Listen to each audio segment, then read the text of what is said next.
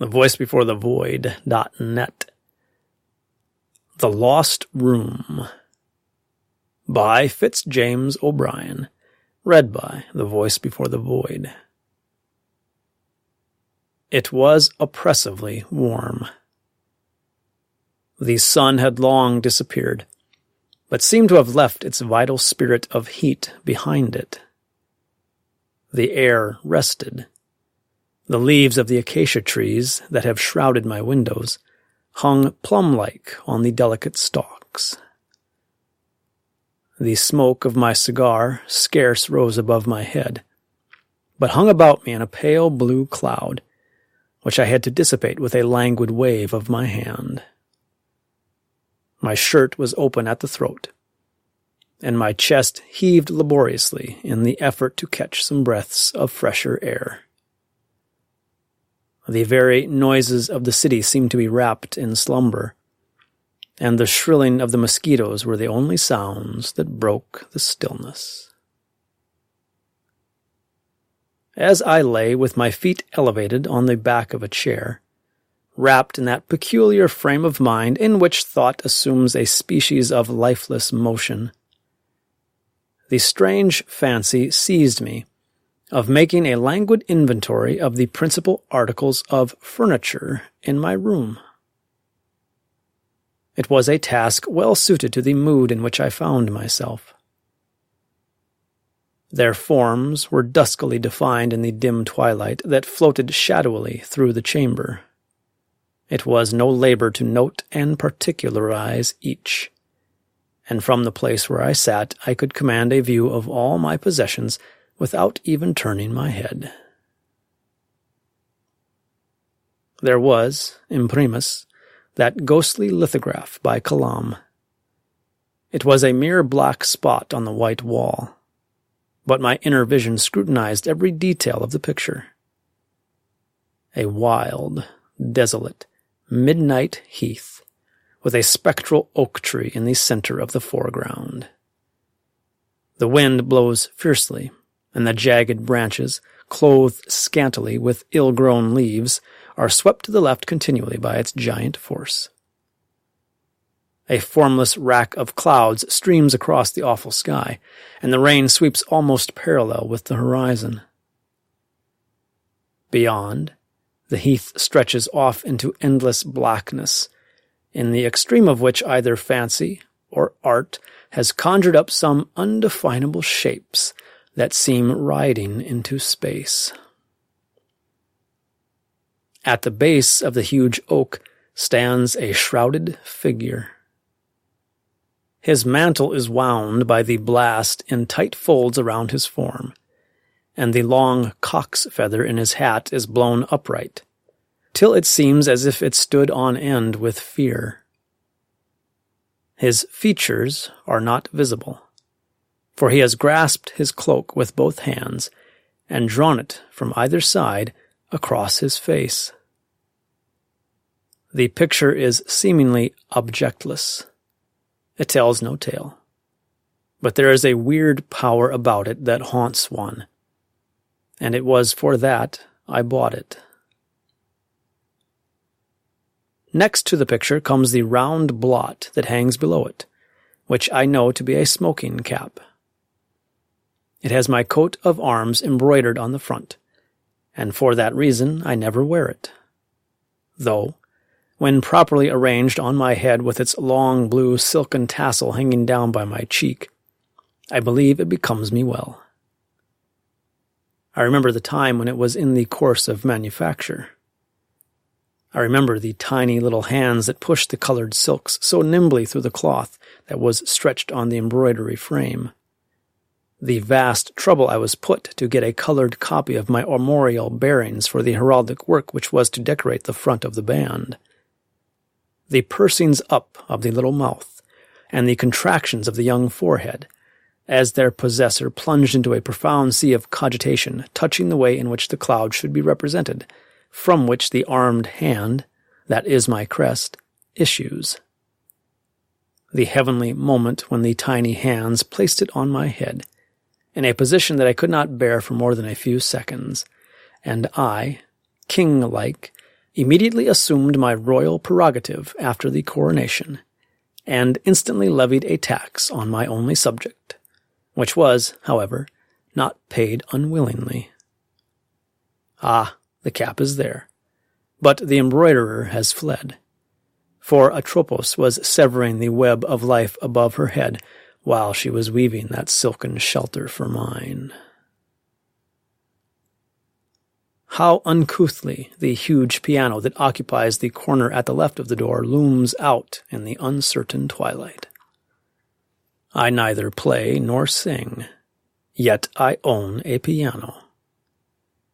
It is a comfort to me to look at it, and to feel that the music is there, although I am not able to break the spell that binds it. It is pleasant to know that Bellini and Mozart, Cimarosa, Popora, Gluck, and all such, or at least their souls, sleep in that unwieldy case.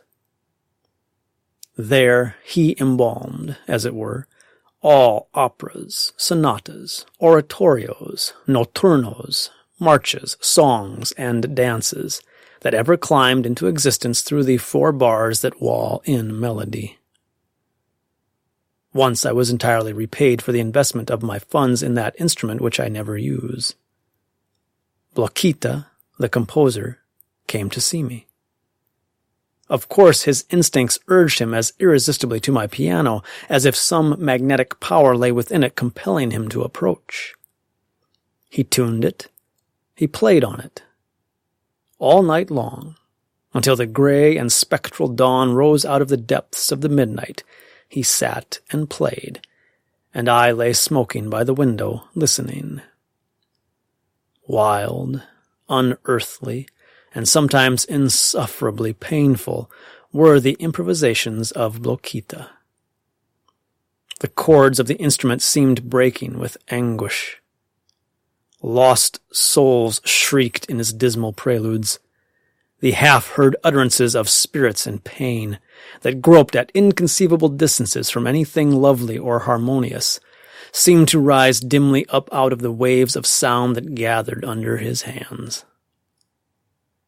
Melancholy human love wandered out on distant heaths, or beneath dank and gloomy cypresses, murmuring its unanswered sorrow. Or hateful gnomes sported and sang in the stagnant swamps, triumphing in unearthly tones over the knight whom they had lured to his death. Such was Blokita's night's entertainment. And when he at length closed the piano and hurried away through the cold morning, he left a memory about the instrument from which I could never escape. Those snowshoes that hung in the space between the mirror and the door recall Canadian wanderings. A long race through the dense forests over the frozen snow, through whose brittle crust the slender hooves of the caribou that we were pursuing sank at every step, until the poor creature despairingly turned at bay in a small juniper coppice, and we heartlessly shot him down. And I remember how Gabriel, the habitant, and Francois, the half-breed, cut his throat, and how the hot blood rushed out in a torrent over the snowy soil. And I recalled the snow cabane that Gabriel built, where we all 3 slept so warmly, and the great fire that glowed at our feet, painting all kinds of demoniac shapes on the black screen of forest that lay without, and the deer steaks that we roasted for our breakfast, and the savage drunkenness of Gabriel in the morning, he having been privately drinking out of my brandy flask all the night long. That long, haftless dagger that dangles over the mantelpiece makes my heart swell. I found it when a boy, in a hoary old castle in which one of my maternal ancestors once lived. That same ancestor, who, by the way, yet lives in history, was a strange old sea king who dwelt on the extremest point of the southwestern coast of Ireland. He owned the whole of that fertile island called Inniskiren, which directly faces Cape Clear, where between them the Atlantic rolls furiously, forming what the fishermen of the place call the Sound. An awful place in winter is that same Sound. On certain days no boat can live there for a moment, and Cape Clear is frequently cut off for days from any communication with the mainland. This old sea king, Sir Florence O'Driscoll by his name, passed a stormy life. From the summit of his castle he watched the ocean, and when any richly laden vessels, bound from the south to the industrious Galway merchants, hove in sight, Sir Florence hoisted the sails of his galley, and it went hard with him if he did not tow into harbor ship and crew. In this way he lived. Not a very honest mode of livelihood, certainly, according to our modern ideas, but quite reconcilable with the morals of his time. As may be supposed, Sir Florence got into trouble. Complaints were laid against him at the English court by the plundered merchants, and the Irish Viking set out for London to plead his own cause before good Queen Bess, as she was called. He had one powerful recommendation. He was a marvelously handsome man. Not Celtic by descent, but half Spanish, half Danish in blood. He had the great northern stature, with the regular features, flashing eyes, and dark hair of the Iberian race. This may account for the fact that his stay at the English court was much longer than was necessary, as also for the tradition, which a local historian mentions, that the English queen evinced a preference for the Irish chieftain of other nature than that usually shown from monarch to subject. Previous to his departure, Sir Florence had entrusted the care of his property to an Englishman named Hull. During the long absence of the knight, this person managed to ingratiate himself with the local authorities, and gain their favor so far that they were willing to support him in almost any scheme. After a protracted stay, Sir Florence, pardoned of all his misdeeds, returned to his home. Home no longer. Hull was in possession, and refused to yield an acre of the lands he had so nefariously acquired. It was no use appealing to the law, for its officers were in the opposition interest. It was no use appealing to the Queen, for she had another lover, and had forgotten the poor Irish knight by this time. And so the Viking passed the best portion of his life in unsuccessful attempts to reclaim his vast estates, and was eventually, in his old age, obliged to content himself with his castle by the sea, and the island of Inniskillen, the only spot of which the usurper was unable to deprive him. So this old story of my kinsman's fate looms up out of the darkness that enshrouds that haftless dagger hanging on the wall. It was somewhat after the foregoing fashion that I dreamily made the inventory of my personal property. As I turned my eyes on each object, one after the other, or the places where they lay, for the room was now so dark that it was almost impossible to see with any distinctness, a crowd of memories connected with each rose up before me, and, perforce, I had to indulge them. So I proceeded but slowly, and at last my cigar shortened to a hot and bitter morsel that I could barely hold between my lips, while it seemed to me that the night grew each moment more insufferably oppressive.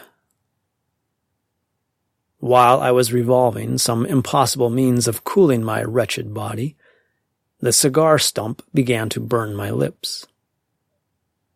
I flung it angrily through the open window, and stooped out to watch it falling. It first lighted on the leaves of the acacia, sending out a spray of red sparkles. Then, rolling off, It fell plump on the dark walk in the garden, faintly illuminating for a moment the dusky trees and breathless flowers.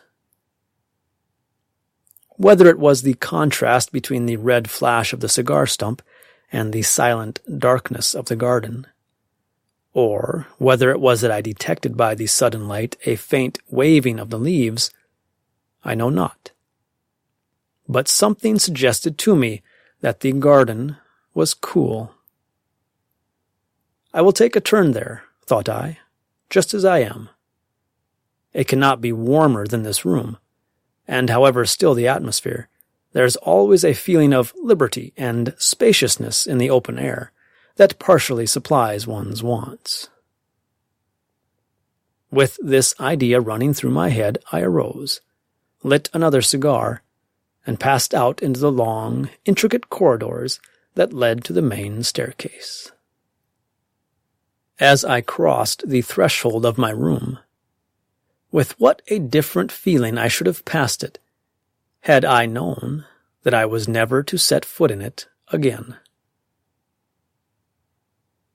I lived in a very large house, in which I occupied 2 rooms on the 2nd floor.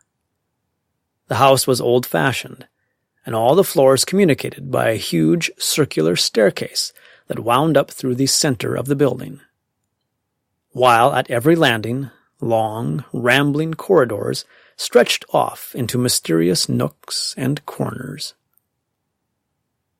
This palace of mine was very high, and its resources, in the way of crannies and windings, seemed to be interminable. Nothing seemed to stop anywhere. Cul-de-sacs were unknown on the premises. The corridors and passages, like mathematical lines, seemed capable of indefinite extension, and the object of the architect must have been to erect an edifice in which people might go ahead forever. The whole place was gloomy, not so much because it was large, but because an unearthly nakedness seemed to pervade its structure. The staircases, corridors, halls, and vestibules all partook of a desert-like desolation. There was nothing on the walls to break the somber monotony of those long vistas of shade, no carvings on the wainscoting, no molded masks peering down from the simply severe cornices, no marble vases on the landings. There was an eminent dreariness and want of life, so rare in an American establishment, all over the abode. It was Hood's haunted house put in order and newly painted. The servants, too, were shadowy and chary of their visits. Bells rang 3 times before the gloomy chambermaid could be induced to present herself, and the Negro waiter, a ghoul-like looking creature from Congo, obeyed the summons only when one's patient was exhausted, or one's want satisfied in some other way. When he did come, one felt sorry that he had not stayed away altogether, so sullen and savage did he appear. He moved along the echoless floors with a slow, noiseless shamble, until his dusky figure, advancing from the gloom, seemed like some reluctant Afrit, compelled by the superior power of his master to disclose himself. When the doors of all the chambers were closed, and no light illuminated the long corridor, save the red, unwholesome glare of a small oil lamp on a table at the end, where late lodgers lit their candles, one could not by any possibility conjure up a sadder or more desolate prospect. Yet the house suited me. Of meditative and sedentary habits, I rather enjoyed the extreme quiet. There were but few lodgers, from which I infer that the landlord did not drive a very thriving trade, and these, probably oppressed by the somber spirit of the place, were quiet and ghost-like in their movements. The proprietor I scarcely ever saw. My bills were deposited by unseen hands every month on my table while I was out walking or riding, and my pecuniary response was entrusted to the attendant Afreet. On the whole, when the bustling, wide-awake spirit of New York is taken into consideration, the somber, half-vivified character of the house in which I lived was an anomaly that no one appreciated better than I who lived there. I felt my way down the wide, dark staircase in my pursuit of zephyrs. The garden, as I entered it, did feel somewhat cooler than my own room, and I puffed my cigar along the dim, cypress-shrouded walks with a sensation of comparative relief. It was very dark. The tall, growing flowers that bordered the path were so wrapped in gloom as to present the aspect of solid pyramidal masses, all the details of leaves and blossoms being buried in an embracing darkness, while the trees had lost all form and seemed like masses of overhanging cloud. It was a place and time to excite the imagination, for in the impenetrable cavities of endless gloom there was room for the most riotous fancies to play at will.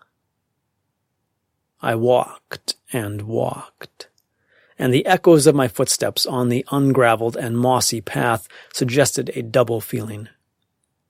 I felt alone, and yet in company at the same time.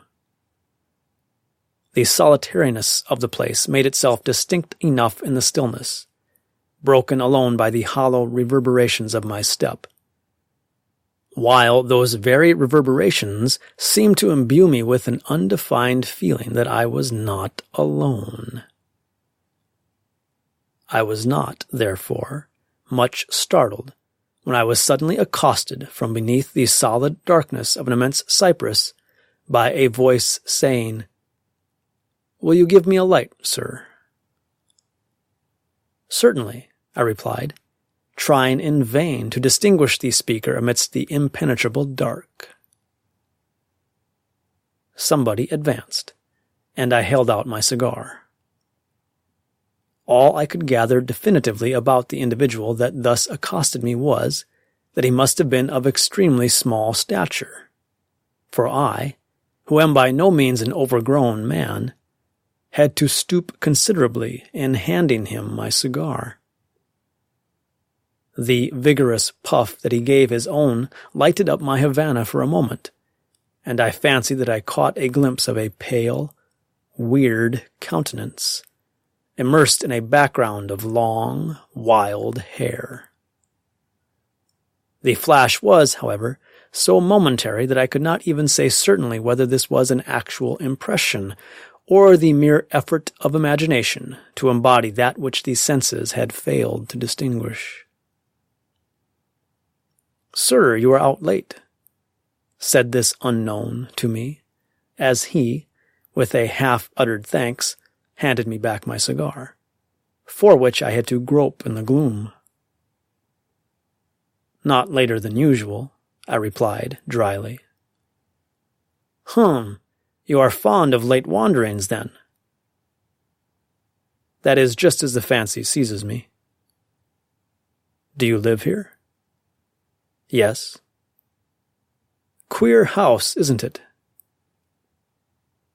"I have only found it quiet." But you will find it queer, take my word for it." This was earnestly uttered, and I felt, at the same time, a bony finger laid on my arm that cut it sharply, like a blunted knife. "I cannot take your word for any such assertion," I replied rudely, shaking off the bony finger with an irrepressible motion of disgust. No offense," muttered my unseen companion rapidly, in a strange, subdued voice that would have been shrill had it been louder. "Your being angry does not alter the matter. You will find it a queer house. Everybody finds it a queer house. Do you know who live here? I never busy myself, sir, about other people's affairs, I answered, sharply, for the individual's manner, combined with my utter uncertainty as to his appearance, oppressed me with an irksome longing to be rid of him.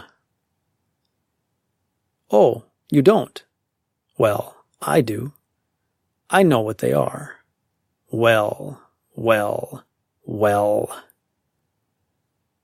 And as he pronounced the 3 last words, his voice rose with each, until, with the last, it reached a shrill shriek that echoed horribly among the lonely walks. Do you know what they eat? He continued. No, sir, nor care. Oh, but you will care. You must care. You shall care. I'll tell you what they are. They are enchanters. They are ghouls. They are cannibals. Did you never remark their eyes, and how they gloated on you when they passed? Did you never remark the food that they served up at your table? Did you never, in the dead of night, hear muffled and unearthly footsteps gliding along the corridors, and stealthy hands turning the handle of your door? Does not some magnetic influence fold itself continually around you when they pass, and send a thrill through spirit and body, and a cold shiver that no sunshine will chase away? Oh, you have felt all these things. I know it. The earnest rapidity, the subdued tones, the eagerness of accent with which all this was uttered, impressed me most uncomfortably. It really seemed as if I could recall all those weird occurrences and influences of which he spoke. And I shuddered in spite of myself in the midst of that impenetrable darkness that surrounded me.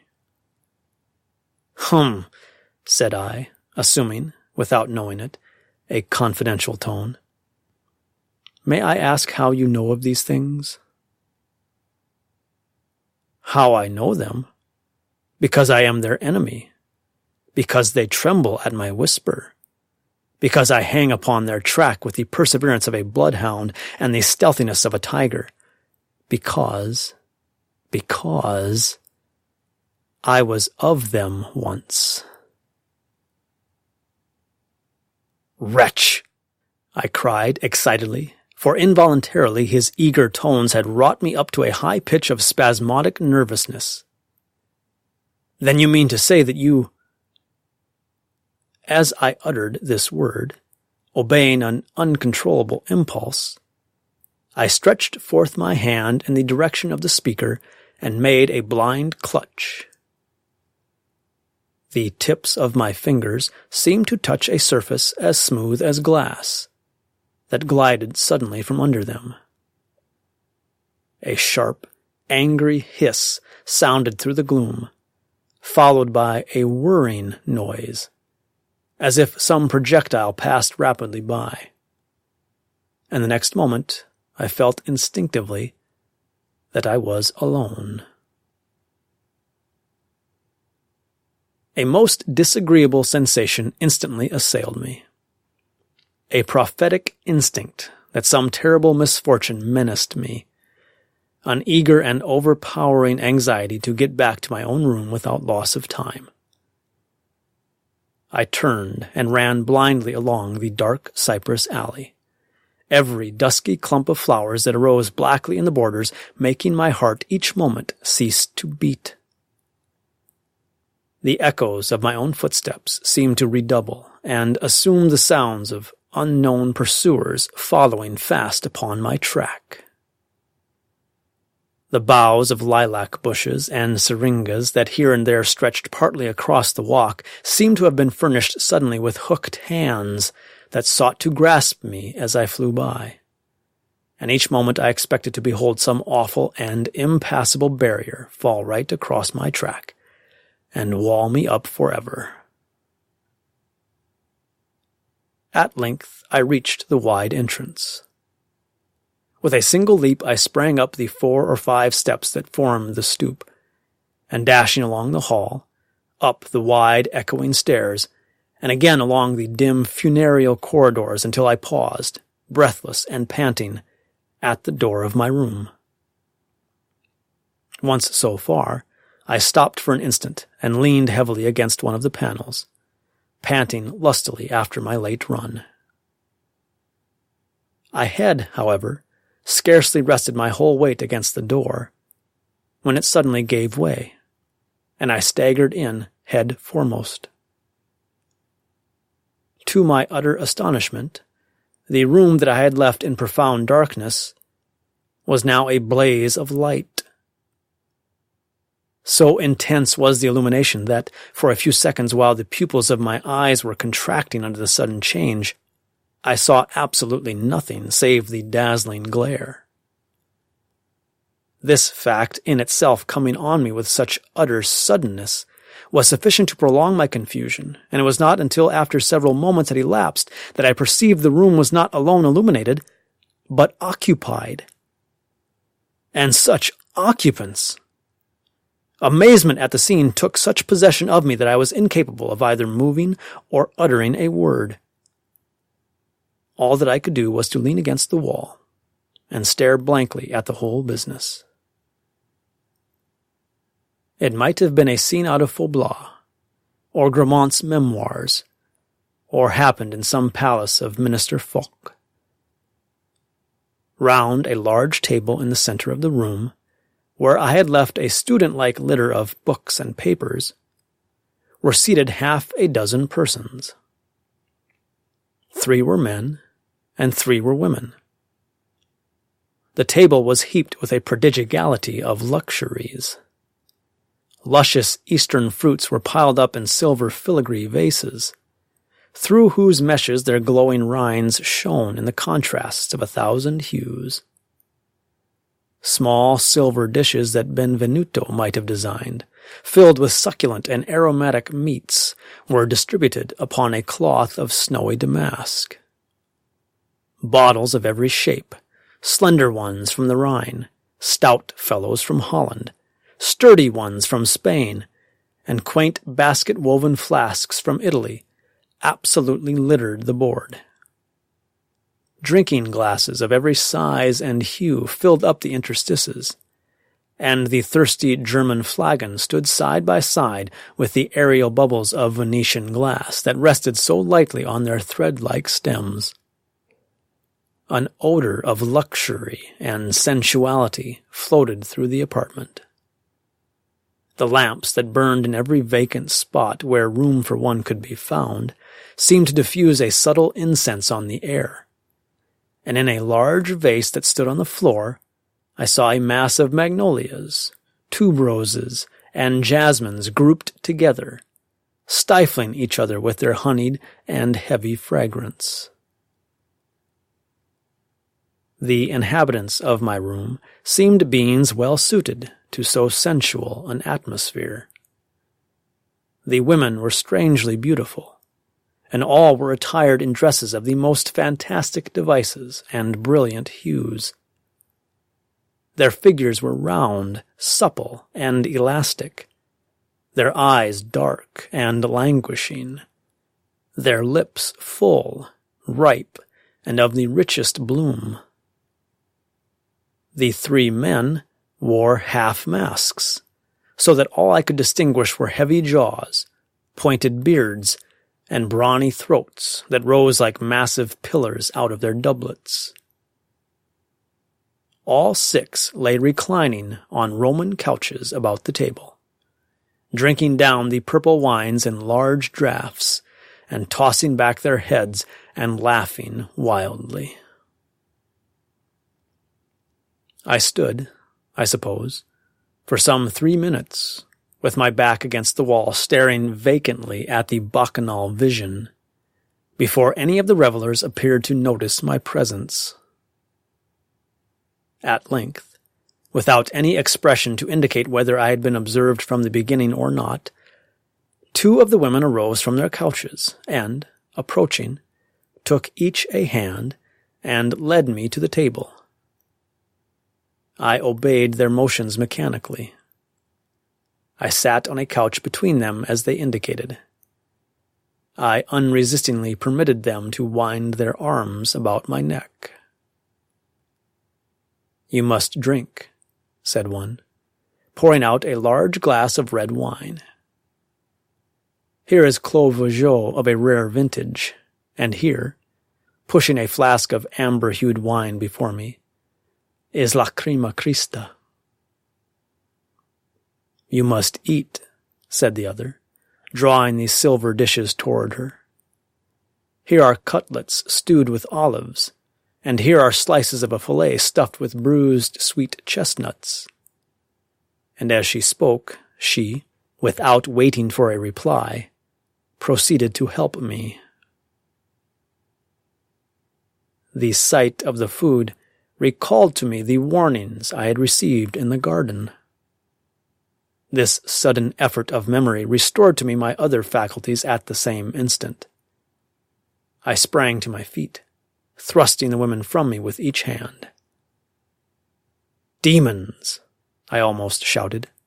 "I will have none of your accursed food. I know you. You are cannibals. You are ghouls. You are enchanters. Begone, I tell you. Leave my room in peace." A shout of laughter from all six was the only effect that my passionate speech produced. The men rolled on their couches, and their half-masks quivered with the convulsions of their mirth. The women shrieked, and tossed the slender wine-glasses wildly aloft, and turned to me and flung themselves on my bosom, fairly sobbing with laughter. "Yes," I continued, as soon as the noisy mirth had subsided. "Yes, I say, leave my room instantly. I will have none of your unnatural orgies here." "His room!" shrieked the woman on my right. "His room!" echoed she on my left. "His room! He calls it his room!" shouted the whole party, as they rolled once more into jocular convulsions. "How know you that it is your room?" said one of the men who sat opposite to me, at length, after the laughter had once more somewhat subsided. "How do I know?" I replied indignantly. "How do I know my own room? How could I mistake it, pray? There's my furniture, my piano." "He calls that a piano!" shouted my neighbors, again in convulsions as I pointed to the corner where my huge piano, sacred to the memory of Bloquita, used to stand. "Oh, yes, it is his room. There's his piano." The peculiar emphasis they laid on the word piano caused me to scrutinize the article I was indicating more thoroughly. Up to this time, though utterly amazed at the entrance of these people into my chamber, and connecting them somewhat with the wild stories I had heard in the garden, I still had a sort of indefinite idea that the whole thing was a masquerading freak got up in my absence, and that the bacchanalian orgy I was witnessing was nothing more than a portion of some elaborate hoax, of which I was to be the victim. But when my eyes turned to the corner where I had left a huge and cumbrous piano, and beheld a vast and somber organ lifting its fluted front to the very ceiling, and convinced myself, by a hurried process of memory, that it occupied the very spot in which I had left my own instrument, the little self-possession that I had left forsook me. I gazed around me, bewildered. In like manner, everything was changed. In the place of that old haftless dagger, connected with so many historic associations personal to myself, I beheld a Turkish yataghan dangling by its belt of crimson silk, while the jewels in the hilt blazed as the lamplight played upon them.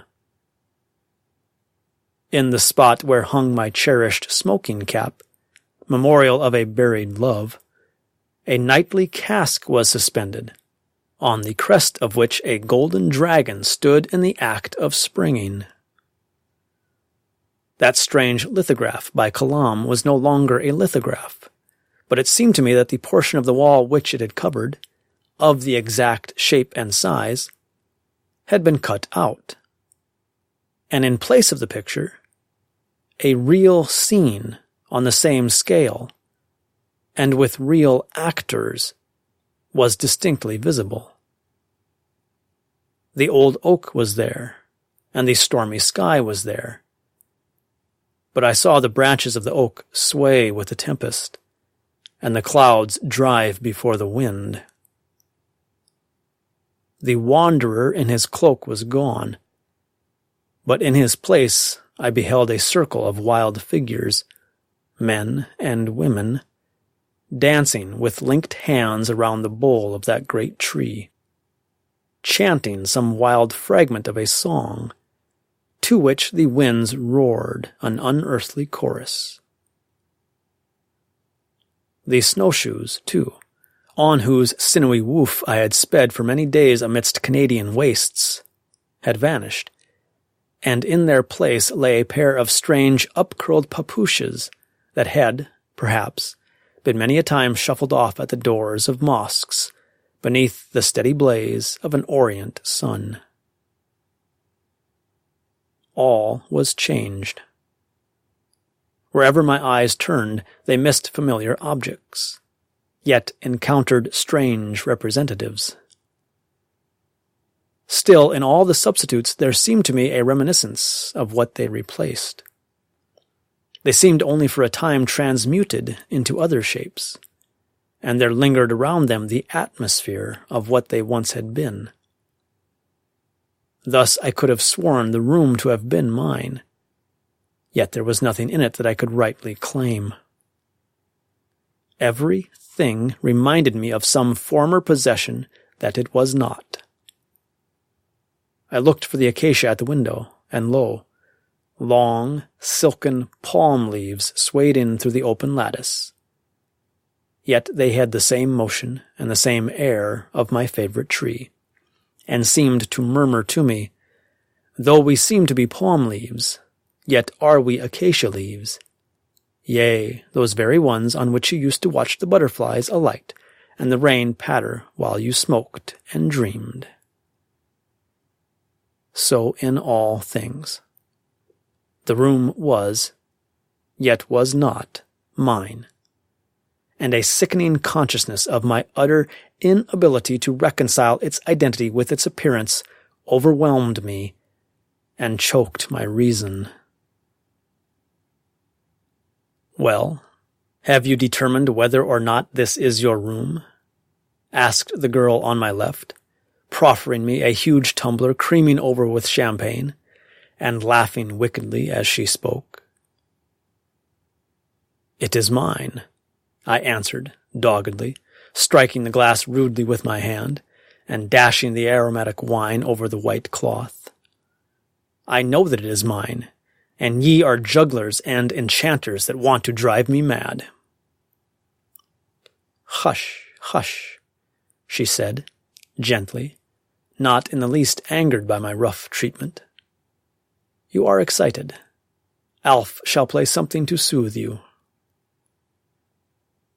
At her signal, one of the men arose and sat down at the organ.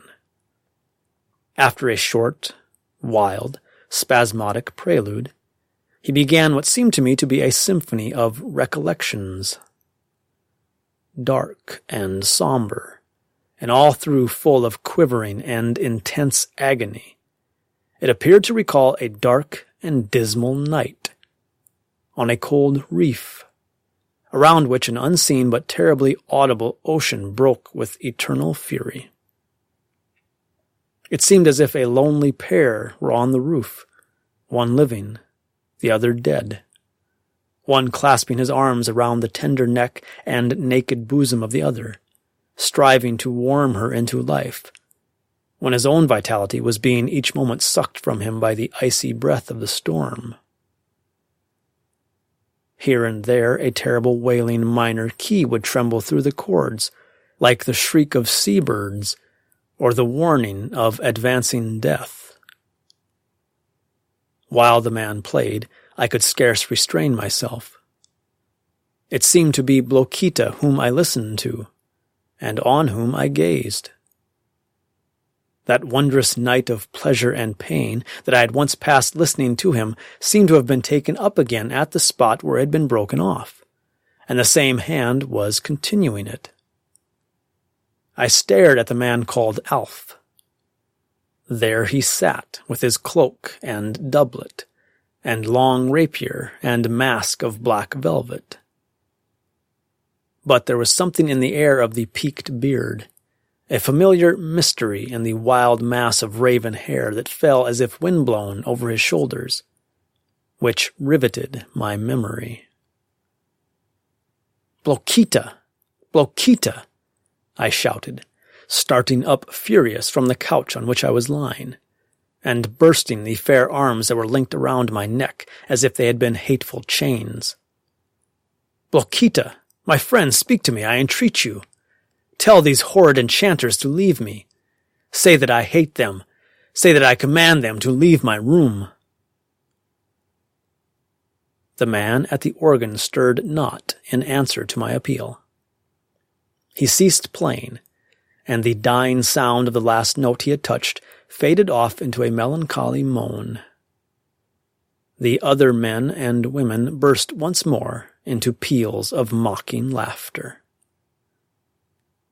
"Why will you persist in calling this your room?" said the woman next me, with a smile meant to be kind, but to me inexpressibly loathsome. "Have we not shown you by the furniture, by the general appearance of the place, that you are mistaken, and that this cannot be your apartment? Rest content, then, with us. You are welcome here, and need no longer trouble yourself about your room." "Rest content?" I answered madly. "Live with ghosts? Eat of awful meats? And see awful sights? Never! Never! You have cast some enchantment over the place that has disguised it, but for all that I know it to be my room. You shall leave it." "Softly, softly," said another of the sirens. "Let us settle this amicably. This poor gentleman seems obstinate and inclined to make an uproar. Now, we do not want an uproar.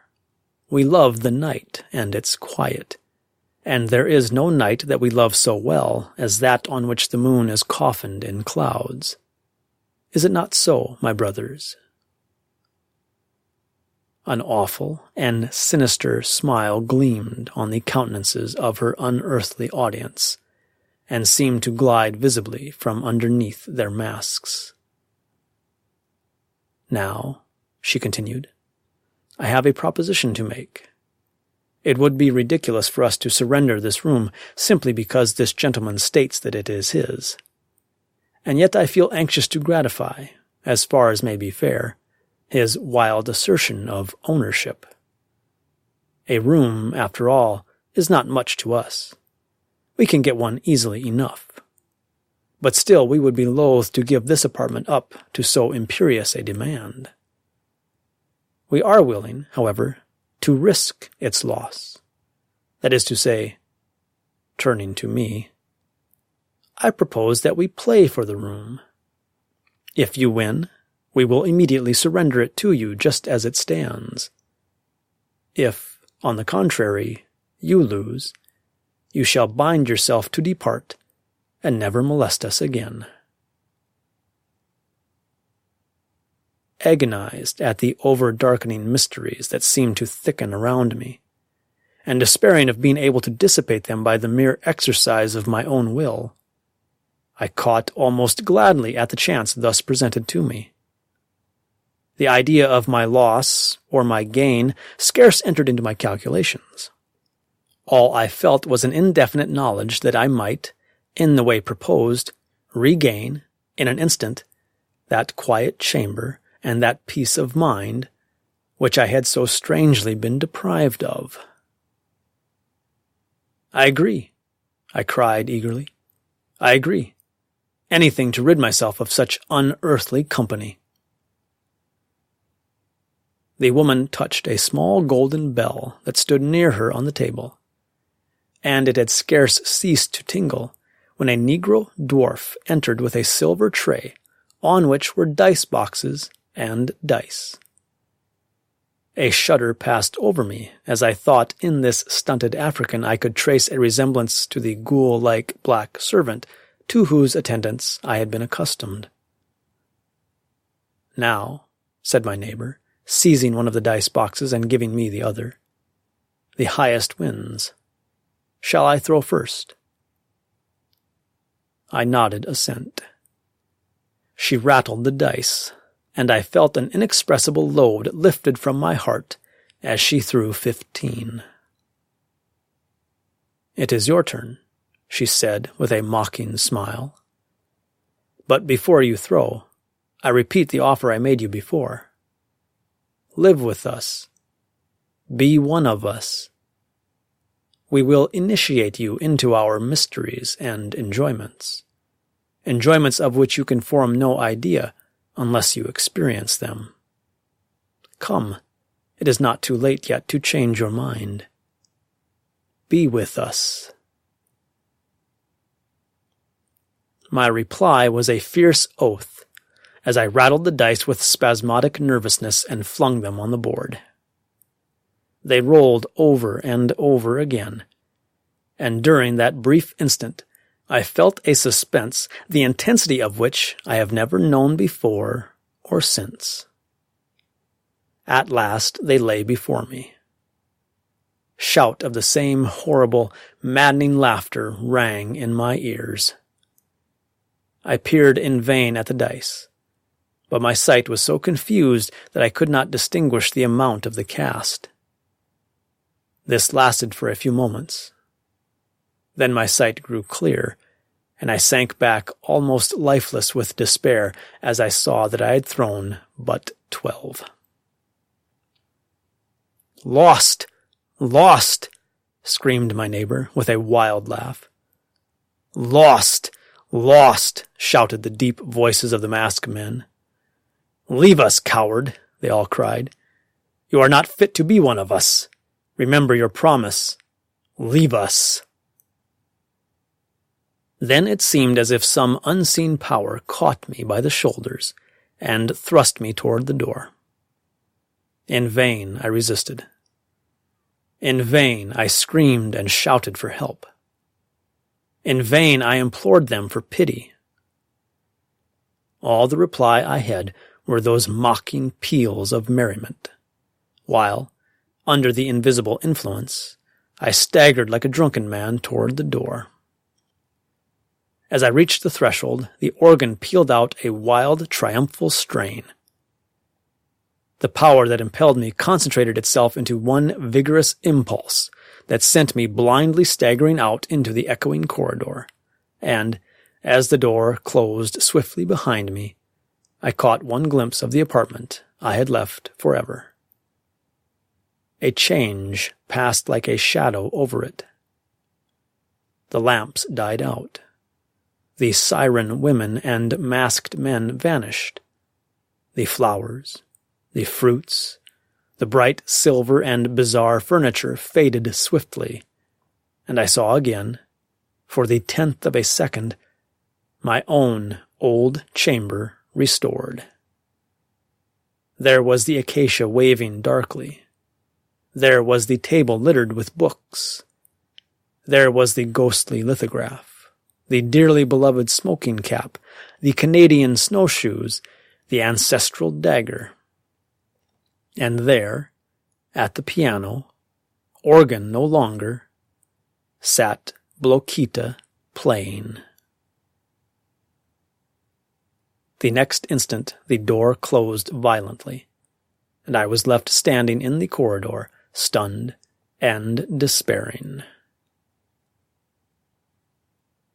As soon as I had partially recovered my comprehension, I rushed madly to the door with the dim idea of beating it in.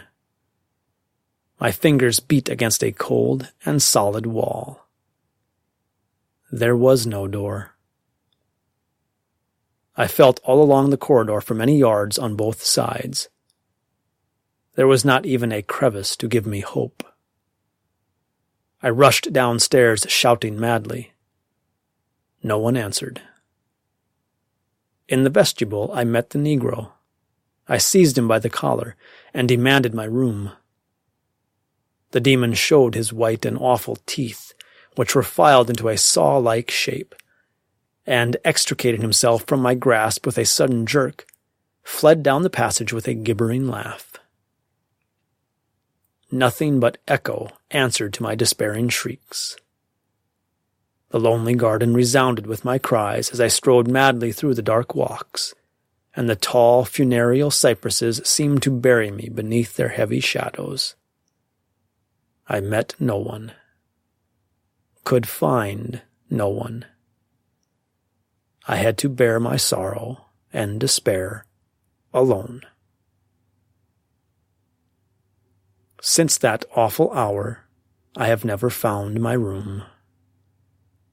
Everywhere I look for it, yet never see it. Shall I ever find it?